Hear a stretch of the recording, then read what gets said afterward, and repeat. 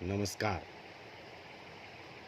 तुम्ही पाहत आहात मिस्टर संगम यूट्यूब चॅनल.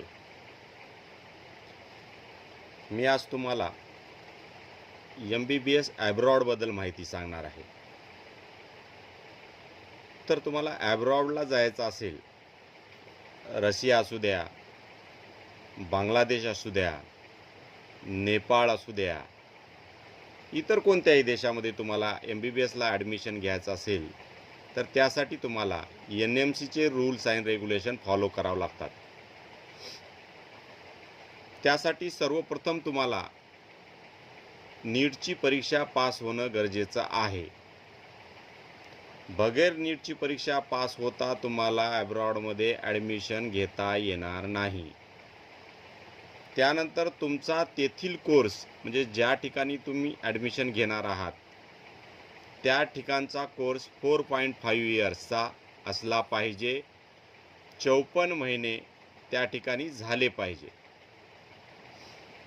नंतर आहे तुमची इंटर्नशिप ही 1 वर्षाची असली पाहिजे आणि ती इंटर्नशिप एकसारखी असली पाहिजे. काही देशामध्ये इंटर्नशिप ही 6 महिन्यानंतर 2 महिने, 6 महिन्यानंतर 2 महिने अशा प्रकारची असते, तर ती तशी नसावी. ती NMCला मान्य नाही. व ज्या देशात तुम्ही जात आहात त्या ठिकाणचं टीचिंग लँग्वेज हे इंग्रजी असलं पाहिजे आणि त्यानंतर तुम्हाला त्या ठिकाणचं लायसन्स टू प्रॅक्टिसचं सर्टिफिकेट मिळालं पाहिजे. मग त्यानंतर तुम्हाला भारतात आल्यानंतर FMGCची परीक्षा द्यावी लागते. ती परीक्षा पास झाल्यानंतर तुम्हाला 1 वर्षाचं परत भारतात एक इंटर्नशिप करावं लागतं. मग तुमचं MBBSचं स्वप्न, डॉक्टर होण्याचं स्वप्न पूर्ण होतं.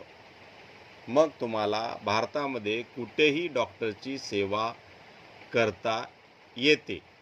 त्यामुळं तुम्ही जेव्हा बी ॲब्रॉडमध्ये ॲडमिशन घ्याल त्यावेळेस तेथील कॉलेज हे NMCचे रूल्स अँड रेग्युलेशन फॉलो करतात का बघा, मगच जा, मगच ॲडमिशन घ्या.